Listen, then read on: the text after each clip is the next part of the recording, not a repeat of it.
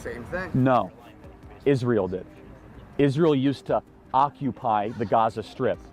10,000 Jews left Gaza. Recently, we observed an impromptu open-air debate at a college campus that encapsulated many of the key arguments and emotions surrounding the topic of Gaza. It seemed the conversation had been started by a random guy trying to sell campus mech.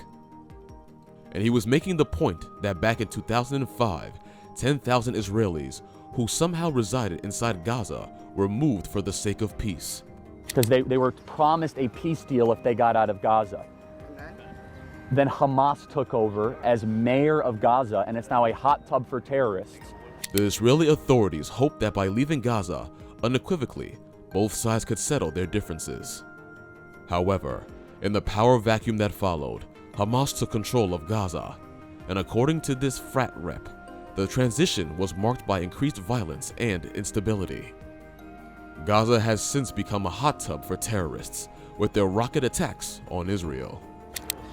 So this is the way peace... Occupying territory. They weren't occupying, they got out. But you just said Israel occupied that territory. Correct. In Gaza until they got out, so that's not... No, but they got out on a condition of peace. So they said, we will get our 10,000 Jews out of Gaza. So 10,000 Jews used to live in Gaza. Recognize that they were occupying someone's territory, and that's... It also seems Hamas, and by extension the Palestinians, would always have a bone to pick. To be sure, their gross is really about the illegitimate occupation, and that term itself was loaded with historical and political significance. Needless to say, the presence of Israeli settlements and military forces constituted an occupation. So at best, Israeli presence was an unjust imposition. A lot of wealth there. There's 2 million people that live in Gaza, more or less. 10,000 Jews lived on the eastern skirt of Gaza. So in pursuit of peace, in the 2005 peace talks, Israel said, you know what? We want peace, and as a condition, we'll get out if you guys have real peace with us. Stop launching rockets, stop building terror tunnels, stop killing our children. Our main debater, however, argued that the withdrawal was conditional on a peace deal that was subsequently violated by the Palestinian Authority. His overall argument emphasized that Israelis' pullout was a significant concession, which was undermined by continued violence and breaches of agreement by Palestinian factions. So who is Gaza's territory? Whose is that? It's Palestinian. Egypt. It's been Egypt for 2,000 years. Okay. So since you understand this, maybe, how did Israel win back? Apparently, a critical point of contention was the historical ownership of Gaza. At some point in history, Gaza remained a part of Egypt for 2,000 years. This was just before the period when the modern state of Israel was established. This claim also implied that Israel's control over Gaza was a relatively recent development in a much longer historical context. Right, so in the 1967 war, they pushed back Egypt all the way to their borders, and so they gave up the Sinai Desert in pursuit of peace with Egypt. That worked. So then they kept the occupation of Gaza, which there's factories and rolling hills and vineyards, a lot of wealth. So essentially, Gaza was acquired by Israel during the 1967 war. At that time, Egyptian forces were pushed back, and the Sinai Desert was relinquished in pursuit of peace. And this historical perspective is crucial in understanding the deep-rooted claims and conflicts over the land. Can I ask you a question? Sure, happy to. What formal education do you have? Plenty. I mean, formal education. There's like If you're going to argue from authority, that's a logical fallacy. Tell me why I'm wrong. As anticipated, the debate took a personal turn when one participant questioned the other's formal education. The response was sharp and dismissive. If you're going to argue from the point of view of authority, that's a fallacy. Instead, tell me why I'm wrong. Don't tell me how many degrees you have. Don't ask me to change the conversation. I'm actually, I would argue I'm more informed because I didn't go to college, and I've traveled the world, and I've met with world leaders, and I've read many books. So tell me, Oppressive to a lot of minorities that you've met around the world. how am I oppressive? And it all came down to the age-old dichotomy. Practical experience and extensive personal research could be just as valuable, if not more so, than formal education. Academic credentials are not necessarily the sole measure of an individual's understanding of complex issues. Everyone also needs diverse perspectives and experiences in contributing to informed discussions. Can you tell me one time that I've been wrong about anything I've said? Tell me a time that Israel has launched an offensive war. To Lebanon. They didn't. They're attacking Hezbollah. It's within their It borders. was to Lebanon. They don't just attack. Hezbollah occupies southern Lebanon, which is Iranian funded, is it not? Really? I had no idea. Thank you for informing me. Anytime. A significant portion of the debate centered on Hamas and its control over Gaza. Our main orator insisted that Hamas runs Gaza right now, and they are a terrorist organization. No doubt, this assertion framed Hamas's governance as fundamentally illegitimate and destructive. And the mention of Hamas as a terrorist organization aligned with international sentiments side by side the ongoing security concerns for Israel. But like a lot of countries around. Why is it that they haven't built a new school or hospital in the last 5 years? Hundreds of millions of dollars pour into Gaza. It's because Hamas runs Gaza right now? And how about the allocation of funds in Gaza? Hamas was accused by prioritizing military tunnels and rockets over building schools and hospitals.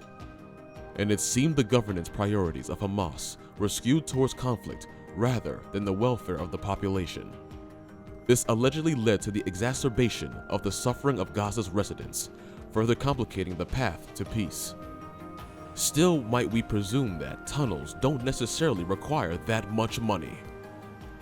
So Israel is the only democracy in the Middle East right now. They're practicing democracy. Muslims, Jews, and Christians. Well, they can. Hold on a second.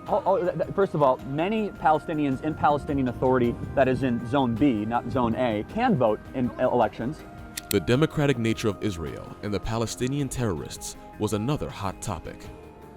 Israel was described as the only democracy in the Middle East, highlighting its regular elections, freedom of speech, and political pluralism. This depiction aimed to contrast Israel's political system with that of its neighbors, presenting it as a beacon of democracy in a largely autocratic region. Both in PA elections and Israeli elections. Why hasn't the PA had an election in 12 years?